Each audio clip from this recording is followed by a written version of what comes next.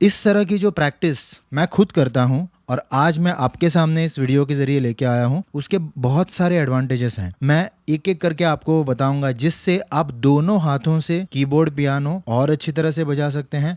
दूसरा, आपका presence of mind, जब आप लाइव परफॉर्मेंसेस कर रहे हैं, आपसे गलती ना हो, इस पर्पस से जब आप बजाते हैं तब आप फ्लुएंटली बजा पाएंगे। आपके फिंगर्स में स्ट्रेंथ आएगी और आपको वो एक अच्छा कीबोर्डिस्ट, पियानिस्ट बनाने के लिए ज़रूर मदद करेगा, जल्दी रिजल्ट्स देगा। सबसे पहले मैं आपको ये बताता हूँ कि मैंने अभी क्या बजाया। कौन सी स्केल में था? डी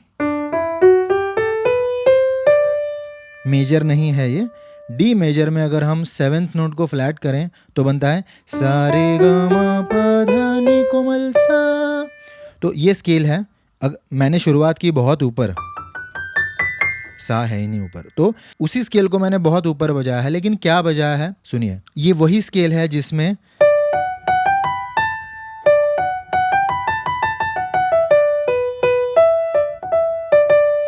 ना ना ना ना ना ना ना ये आ सकता है। फिर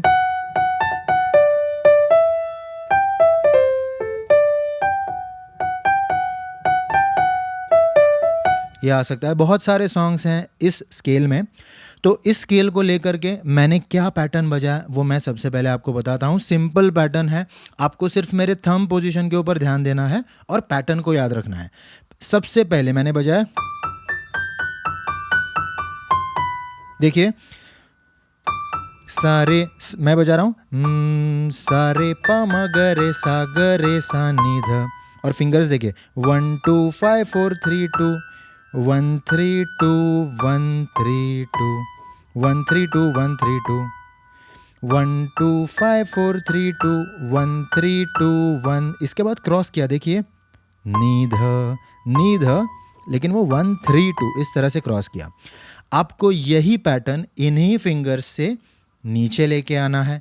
अब नीचे लेके कैसे आना है वो भी बहुत सिंपल बन गया है, क्योंकि आपने इस तरह से जो लैंड किया, सा रे प म ग रे सा ग रे सा नी ध, इसके पहले प ध रे सा नी ध प नी ध प म ग, रे ग ध प म ग रे म ग रे सा नी ध नी ग रे सा नी ध सा नी ध प म। अभी ग म नी ध प म ग प म ग रे सा।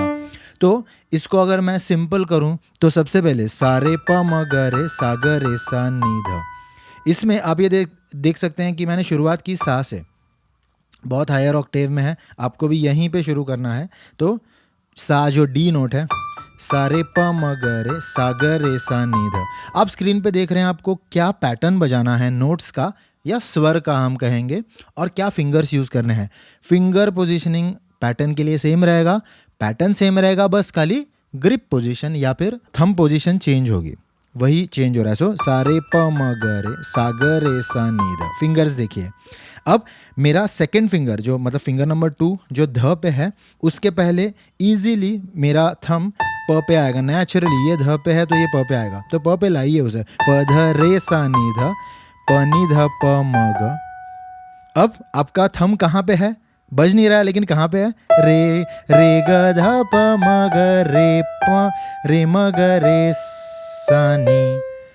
फिर आपका थंब है धनी, ध पे है, सो धनी ग रे सा नी ध सा नी ध प म। अब यहाँ पे देखिए धनी ग रे सा नी। ओ माय गॉड, मुझे पिंकी का इस्तेमाल करते हुए, अगर मैं सेम फिंगर पैटर्न रखूं तो मुझे पिंकी का इस्तेमाल करके एक ब्लैक की बजानी पड़ी। डोंट वरी, धनी ग रे सा नी ध सा नी ध प म। इसके बाद अब ये तो देखिए ग म, सॉरी मैं उतना नीचे नहीं गा रहा हूँ क्योंकि मुझे कंफर्टेबल नहीं हो रहा, लेकिन मैं हायर ऑक्टेव में सही वही चीज़ बता रहा हूँ।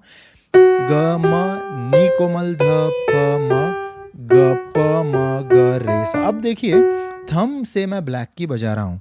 ये बोला जाता है, आपने भी सुना होगा, मैंने भी बहुत बार आपको बताया होगा, एक गाइडलाइन के तौर पे आप थंब को ब्लैक की पे ना लाइए। लेकिन हमेशा ये मुमकिन नहीं होता कि थंब ब्लैक की पे ना लाएं। कभी कभी क्या होता है, बजाने के फ्लो में एक दो चेंजेस गलती से आपसे हो जाते हैं फिंगर पोजीशनिंग में। कभी कभी ऑन द स्पॉट कोई गाना गाता रहता है और हमें उसे फॉलो करना होता है, तो कभी कभी ये हो सकता है कि जल्दबाजी में आपका थंब एक ब्लैक की पे बजने वाला है तो उसे बजाइए।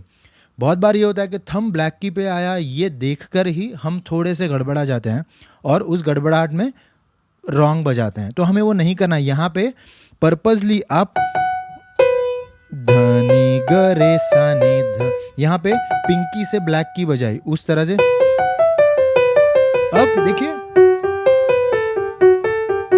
मैंने 3 बार थंब से ब्लैक की बजाई। हम पर्पसली बजा रहे हैं यहाँ पे ताकि ब्लैक की जब थंब से आपसे बज रही है तब भी आप अपना ध्यान विचलित ना करते हुए उस चीज को आगे लेके जाना है। अब देखिए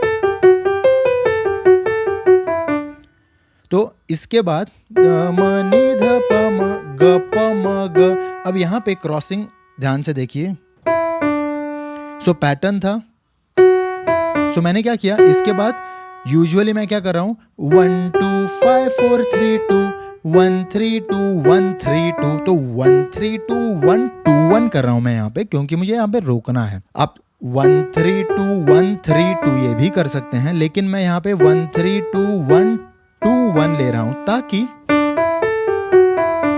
अगर मैं चाहूँ तो इसी पैटर्न को मैं और नीचे लेके जा सकता हूँ, जिसमें फिर से सा पे मेरा थंब आ गया है। कैसे, ग म नि ध प म ग प म ग रे सा। देखिए सा थंब से आ रहा है, इसके बाद सा रे प म ग रे सा नि ध प ध रे सा नि ध प नि ध प म ग, और ये आगे चला जाएगा।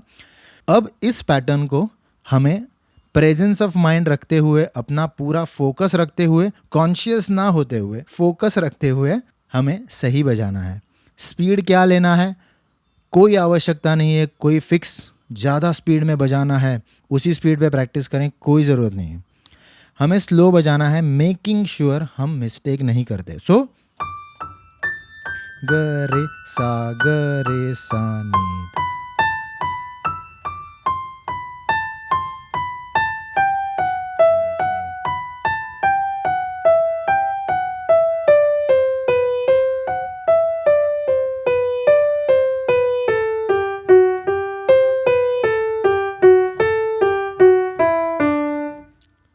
ना कि फास्ट बजाते हुए मिस्टेक्स करना।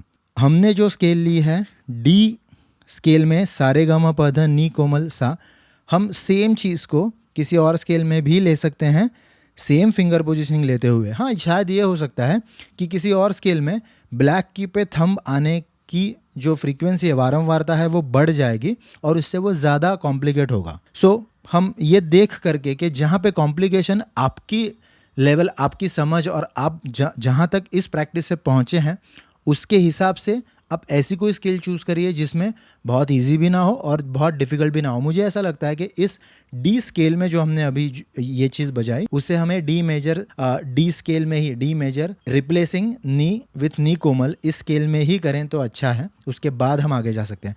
अब सबसे इंपॉर्टेंट पार्ट कि लेफ्ट हैंड किस तरह से बजाया। अब मैं आपको बताता हूँ मैंने लेफ्ट हैंड के लिए क्या किया। तो देखिए सा रे प म ग रे, इसमें सा रे प मैंने जंप कहाँ से कहाँ की, सा रे के बाद में प, तो सा से शुरू किया और प पे लेके गया, बराबर। तो सा और प, अब इनमें एग्जैक्टली बीच में, सा और प के एग्जैक्टली बीच में क्या आता है, ग, बराबर। तो सा ग और प से मिलके जो कॉर्ड बनती है वो आपको बजानी है, सा ग प। इसके बाद अब देखिए प ध रे सा नी ध, तो प और रे, प रे, लेकिन बीच में कौन सी नोट है, प ध नी सा रे, तो नी कोमल। इस स्केल में हम नी कोमल बजा रहे हैं, तो प नी कोमल रे, इनसे कॉर्ड बनाइए। तो क्या कॉर्ड बनती है, ये बनती है ए माइनर। हमें ए माइनर का इन्वर्जन लेना है, ये इन्वर्जन ध्यान में रखिए इस इन्वर्जन को, ये फर्स्ट इन्वर्जन है। सो अब देखिए ये कॉर्ड है ना, वो सबसे सटीक बैठती है उस पैटर्न को, प ध रे सा नी ध प नी ध प म ग, उसके लिए सबसे ज्यादा सटीक मुझे लगता है ये कॉर्ड बैठती है और इसे इस इन्वर्जन में बजाना है ताकि हमें ज्यादा मूव ना करना पड़े। इसके बाद अब उसी तरह से अब रे ग ध प म ग। अब आप बता सकते हैं रे और ध, इनके बीच में रे, ग छोड़ के म आता है, म के बाद प छोड़ के ध आता है तो रे म ध, तो ये इस तरह से बजाइए रूट पोजीशन में। सो ये आएगा। अब इसके बाद में ध नी ग रे सा नी, तो ध और ग इनके बीच में सा आता है तो ध सा ग, कॉर्ड बनेगी बी माइनर, लेकिन उसे बजाना है हमें फर्स्ट इन्वर्जन में। सो अब इसके बाद यहां पे हमें एक थोड़ी सी डिफरेंट कॉर्ड बजानी है जिससे वो बहुत सुंदर सुनाई देगा। इसके बाद हम ये कॉर्ड बजाते हैं, इसके बाद ये कॉर्ड। देखिए मैं क्या कर रहा हूं, डी मेजर कॉर्ड का जो डी है ना उसे मूव करके सी पे लेके आता हूं। तो बेसिकली ये कौन सी कॉर्ड है, तो ये है एक डिमिनिश्ड कॉर्ड, ये है एफ शार्प डिमिनिश्ड। लेकिन इस कॉर्ड के नाम में अगर आप उलझ जा रहे हैं तो बिल्कुल अपने आप को ना उलझाएं, बस नोट्स याद रखिए। हम मैंने क्या किया लास्ट में, सो कौन सी नोट्स हैं, डी मेजर कॉर्ड देखिए उसमें सिर्फ हमें डी के बजाय सी बजाना है, और एक्चुअली ये उसका कोई इन्वर्जन है। हम रूट पोजीशन में एफ शार्प डिमिनिश्ड कॉर्ड नहीं बजा रहे हैं, हम उसे एक इन्वर्जन में बजा रहे हैं। कौन सा इन्वर्जन, वो भी अगर आप कंफ्यूज हो रहे हैं तो उस पर भी ध्यान ना दें। ये है एक कॉर्ड जो सी, एफ शार्प और ए इनसे बनती है। सो इसी चीज को दोनों हाथों से बजा रहा हूं।